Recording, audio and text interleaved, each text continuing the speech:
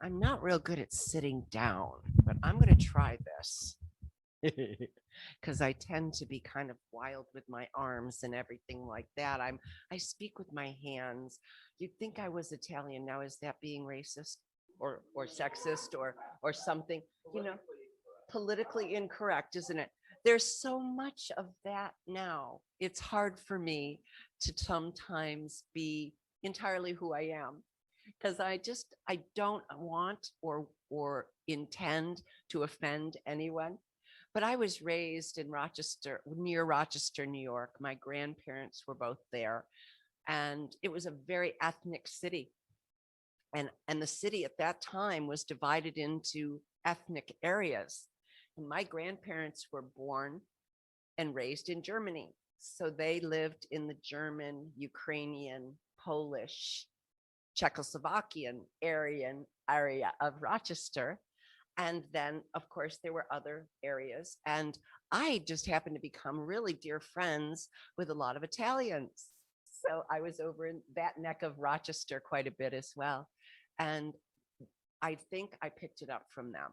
All the, because my best friend from like 10 years old was born to Angie Scipione from Sicily. So, yeah, really, really Italian. Sauce was always on the stove. Did you know anyone like that? Yeah. You walk in the house, eat, time to eat, manja manja. So, what I wanted to talk to you about today is the possibility that you might be blocking your good. Now, I know that I speak to the peanut gallery or the choir or however you want to interpret. You all are right along with me 89.9% of the time, maybe 99% of the time, which is fabulous because you've all been on this path a long time, as have I. So, with that in mind, please bear with me if some of this feels like, oh, I've heard that 100 times. Remembering this, we best learn through repetition. And that doesn't just go for our mind and our body, it goes through our subconscious. Our subconscious learns best through repetition as well. So I'm not a big advocate of, do you know how you've heard people say, well, fake it till you make it. Okay. And that, I think that does work. That does work if you can get over the resistance or doubt you might have for that affirmation, lickety split. You cannot create from a positive statement if you do not feel it. It's a waste of air. That being said, you can fake it till you make it. You can say something to yourself enough with enough conviction and desire to really own it that you will convince that subconscious. It will get on board. It will stop pushing against. It takes time, it takes practice, and it takes persistence. But hey, that's okay. All good things come with a little bit of effort, and that's all right. Negative emotion, I want to start there. We have been born with an emotional guidance system. Esther and Jerry Hicks have taught this for 30 years now. Abraham materials are based, which is what got me so excited. When I was studying Dr. Holmes, there was a missing piece, and I couldn't quite put my finger on what he had missed. And I felt when I found the Abraham materials, the missing piece was the emotional guidance system piece. He didn't consider, or maybe because Dr. Holmes' path was to tie all these very powerful religious practices, golden threads together. That was his intention by designing Science of Mind. He wanted to show the world that every single powerful religion out there had the roots, the chords, the parts that were so critical and true. And we can let go of a lot of the other stuff that has come along with those things. But that being said, I think his study of religions didn't allow him to really investigate emotion. We have our five senses, and as humans, we think pretty highly of them. We think they're the end all be all. If I can feel it, taste it, touch it, smell it, and hold it, it's real. Wrong. Those things don't qualify anything as real. The real roots that allow something to be of substance and last have to be based in love. Creator, source, God, created our emotional guidance system in the most loving, kind way, because it wanted us to always be able to find our way as humans. This was a big deal. To sign up and come in to be a human is a big deal. It's a lot of work, and it's hard. And we are the leading edge of expansion. That is our main job at being here. We are here to expand and grow consciousness by letting God work through us, and by allowing ourselves to be led to the preferences that make our hearts sing. These all create desire, and desire creates expansion. And that's what puts eternal in eternity. We will always be spirit expanding, this form or another form. Energy is always, always moving. And when it is blocked, what do you get?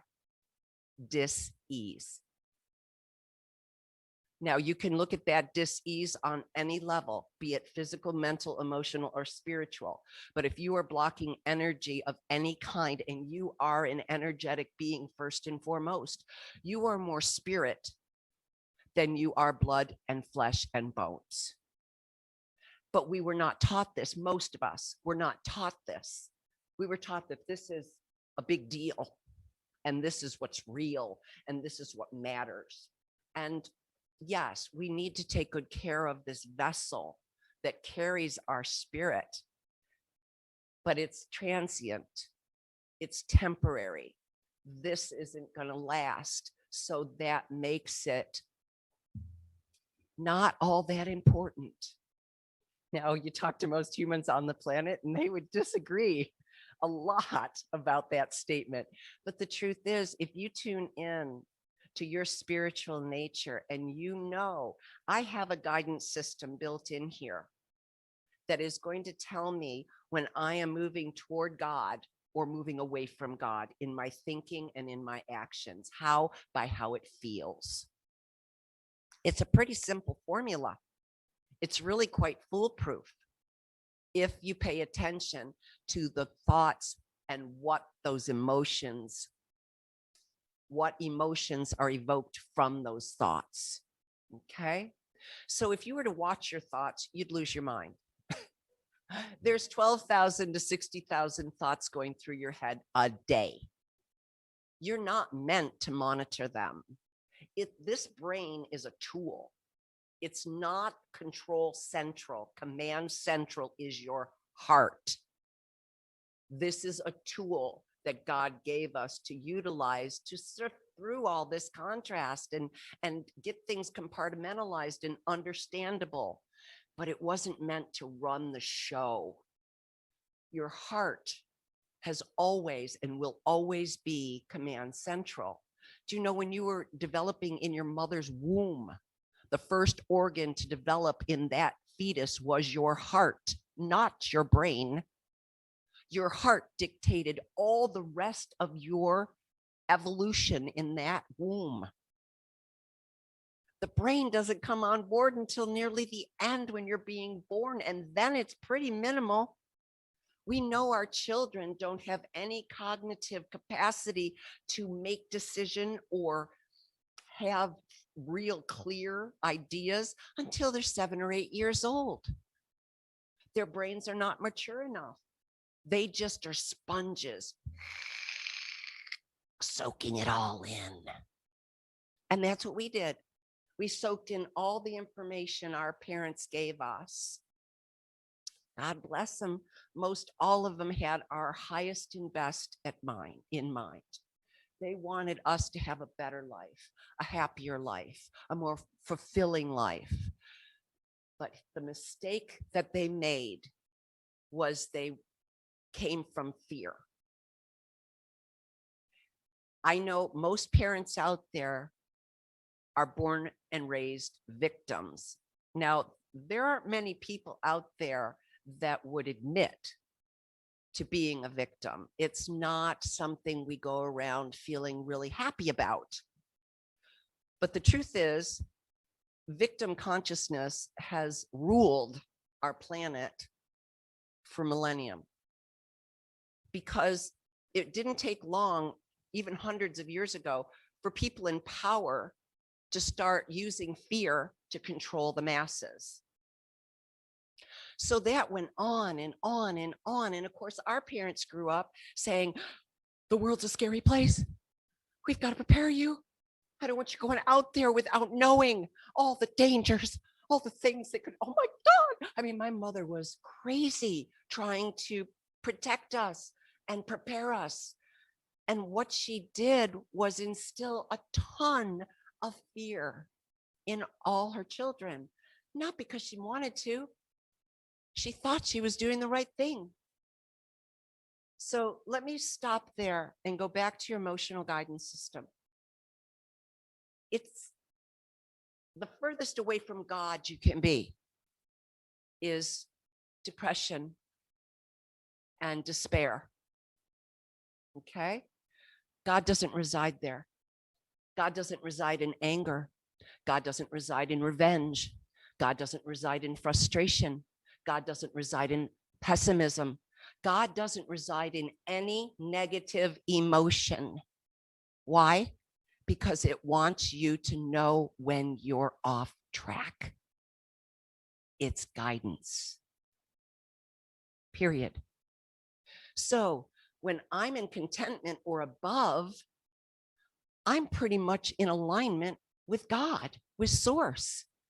I'm in the love, the light, the truth, the clarity, the good timing, the humor, the fun, the joy. This is all God quality. The only reason humans have the negative part of their emotional scale is for guidance, so that we know at all times, am I splitting my energy away from God, or am I uniting it with Source, God, Spirit? And here's the thing, we can feel very justified in our negativity. And the thing is, you're hurting no one but yourself. And you're blocking your own good by doing it. There's just not a negative emotion that you can maintain that law of attraction isn't going to respond to bringing you more. Anywhere you put your focus for any amount of time signals law of attraction to bring you more. So if you're choosing, for whatever reason, to stay in anger, revenge, frustration, even as minimal as that seems, you are to that degree splitting your energy away from Spirit, away from God. And will you create as powerfully that way? No. Your creative power comes from alignment.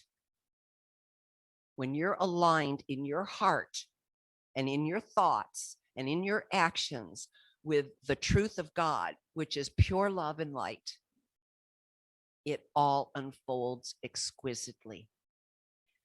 And it does the heavy lifting. That's what you have to understand. Another piece we were all spoon-fed was it's hard.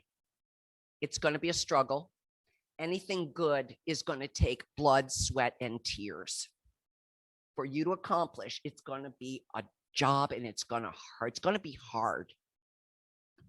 God bless them. That's not true. None of it is true. They were born and raised to believe it themselves, and so they passed it on to us. But the truth is, that is a lie.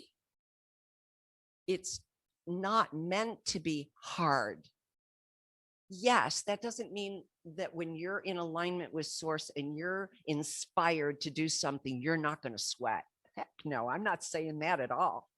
There will be joyful perspiration. If you are endeavoring through inspiration, there will be joyful perspiration. There will be work, but it will be so much fun. You will be so satisfied while you're doing it.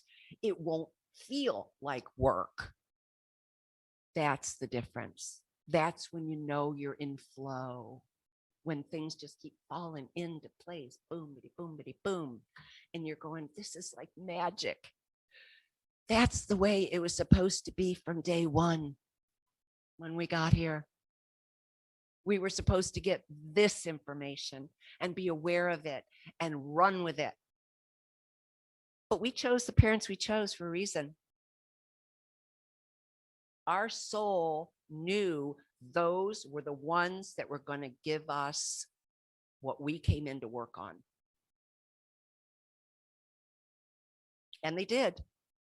They brought us into the world and they showed us who they were. And God rest my mother's soul, I learned best from her what I didn't want out of life. She was probably one of the most negative, terrified people I've ever known. She ran through life running from fear. She got a heck of a lot done. She was a workaholic, but it was a workaholic out of frantic terror that if she didn't get it all done in time, it was, something bad was going to happen. It drove her. And I watched that and I watched that and I watched that. And I thought, Lord, I don't want to live life like this. I want happiness. I want joy. Is that so much to ask? No. It was the intended experience you signed up for. Now, in our case, and I pretty much can say this for all of us, Janelle is probably the youngest, so she maybe not, but the vast majority of us are going to get to enjoy the benefits of this knowledge from now on. We never stop creating in our lives, and we will always be able to change habitual patterns of conditioning. And that's all you're up against with resistant thinking. They're habitual patterns of conditioning that you can change through repetition, through affirmation, through sometimes it takes looking in. And COVID gave us such an opportunity. So many of us took that time, thank you God, to really tune in and figure out, what do I want? What makes my heart sing? Is this the direction I really want to be going? And you can change your mind anytime. Nothing is written in stone in this life. We are energy and spirit, so much more than flesh and bone. Energy must be in motion. We are most powerful when we are aligned with source. You have to think about this. For every desire you've ever rocketed into the ethers from the time you were born, God has grabbed those desires and held them and did not ever take its attention off of a single one. And that's why sometimes when something comes to fruition, it seems almost mind-blowing because so many things have dovetailed that you wanted for so long, and they suddenly all click into place and something manifests that just makes you think, oh, life is so amazing. Magic. And it can feel that way, especially if you've been putting up inordinate resistance and then let go of the resistance. Whoosh, in comes spirit, and things feel like magic. So it's very, very important for us to recognize that we are spirit first and foremost. And we are energy, therefore, because spirit is pure energy. Energy cannot be destroyed. It can change form, but it cannot be destroyed. We are eternal. What Dr. Holmes, he defines vitality and energy this way, and I thought it was so good. I had to put it in here today. Energy is a divine and unfailing attribute, and therefore is never depleted, limited, or destroyed. Vitality means that on which life depends. Vitality means that which life depends upon. But vitality is man. But vitality in man from, oh, I have to start over. His way of speaking throws me so bad. Okay. Vitality means that on which life depends, but vitality in man comes from and is of God. The vitality of God is self-existent, self-propelling. As I become conscious of my oneness with good, I am filled with enthusiasm and a sense of energy and vitality. God is the indwelling power of my life. As I open myself to the inner vital life and merge myself with its flow, I find myself energized and vitalized. And this is the point I was trying to make when I said our energy gets split. And it gets split over and over and over throughout our day, depending on where we put our focus and how far down that emotional scale we've allowed ourselves to dip. And how do you know how far you've dipped? How you feel will tell you every time. Your goal is to stay in love, to choose it over and over above all else, no matter what people are doing in your experience that says, wow. You know, people are quite amazing at what they can do and shock us with, and their behaviors can be so startling sometimes. But if we can just remember, even when someone is being cruel and saying things that are really hard to hear, number one, they're in excruciating pain. Number two, they're projecting their pain because they don't know what else to do with it. Number three, love them right there where they are. That's our job. That's our job as love and light workers. We got to love people where they are, no matter how lost they are in a given moment. People get lost all the time. And what does lost mean? Disconnected from spirit. Their thoughts and their emotions have just drugged them so far down that they might not have spent any time above contentment for so long that they don't remember how it feels. There's a lot of people out there that have been suffering a long time. And when you've been in pain a long time, emotional, physical, mental, I don't care.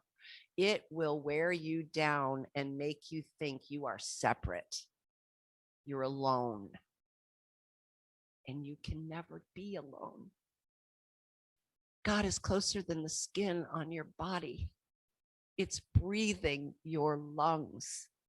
It's beating your heart right now. You cannot ever be separate from this that loves you more than anything ever could.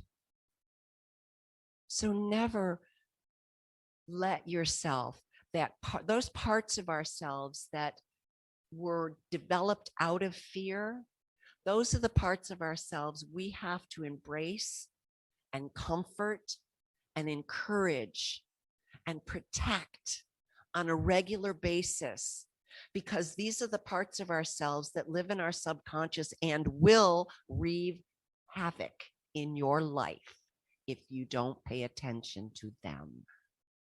Love them. Ask them on a regular basis, what do you need to feel safe? What can I do to make you feel happy? What would you like to do today for fun? Never ask your fearful parts a yes or no question. That's of no use to you. Ask open-ended questions and then listen. And a lot of people say, well, that's crazy making. That's just my own voice talking. How do I know that's my little girl that suffered through that or whatever? Trust me.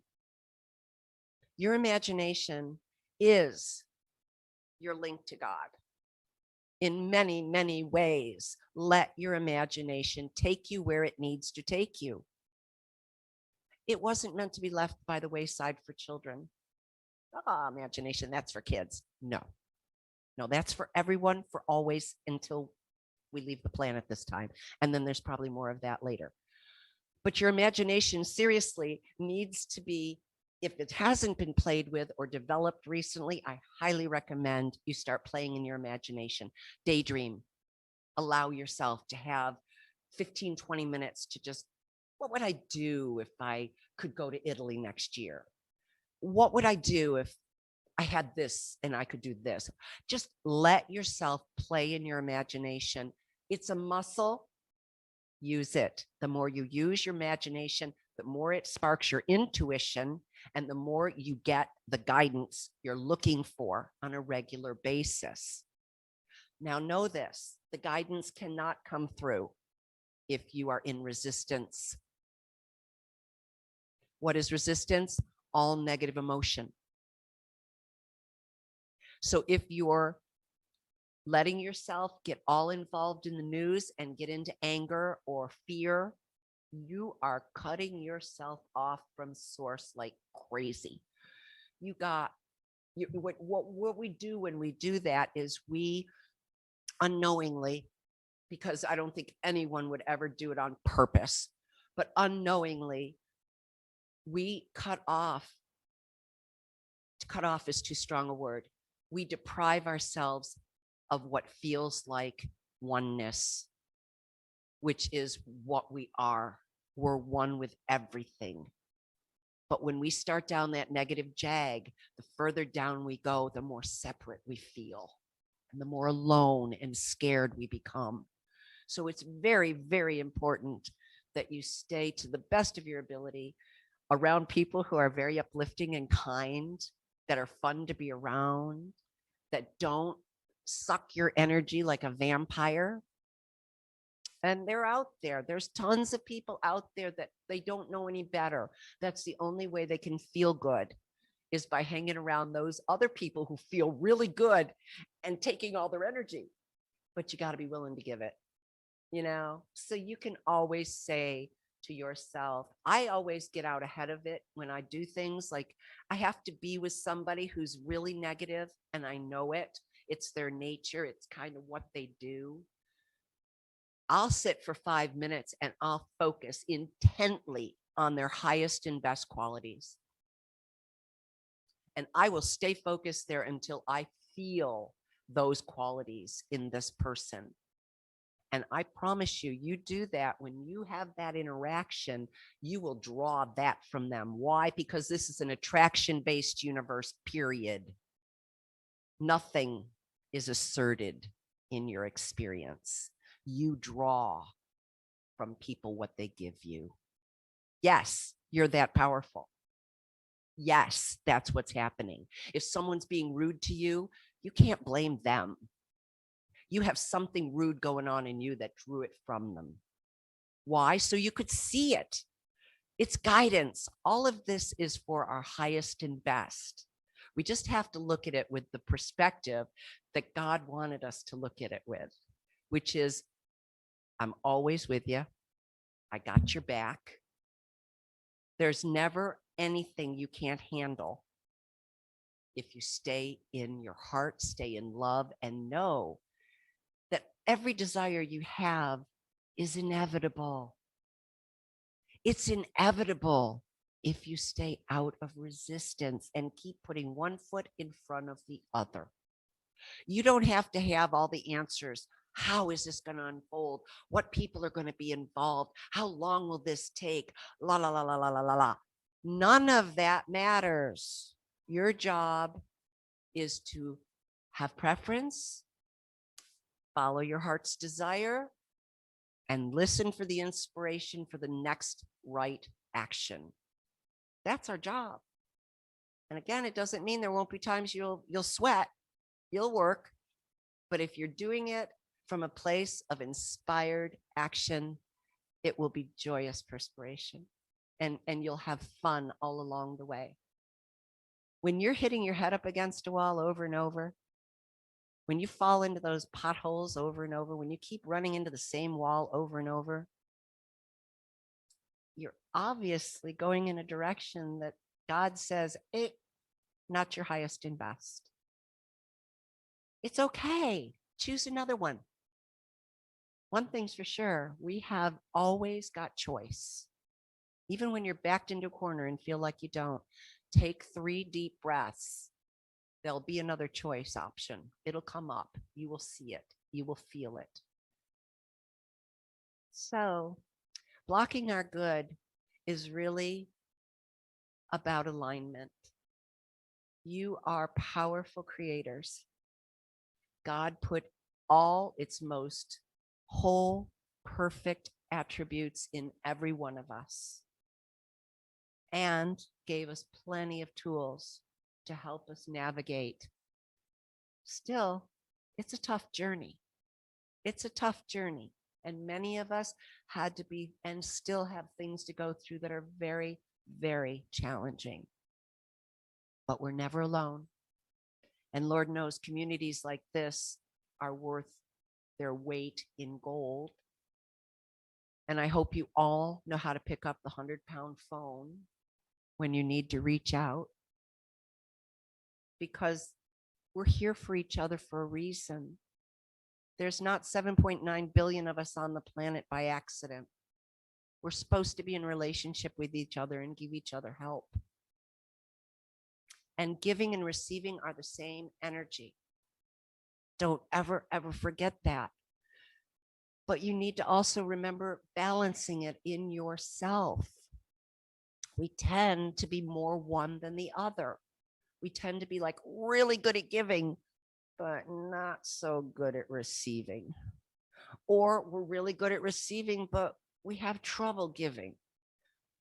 Try to look inside and balance that within yourself some, because the two are truly the same energy. You cannot give without receiving, and you cannot receive without getting. So, I mean, they're very much the same thing. Balance your male and female energy. We all have both within us. We've lived in a patriarchal society for centuries, and it's waning. It's our job as love and light workers to make sure that our masculine and feminine is as balanced within us first.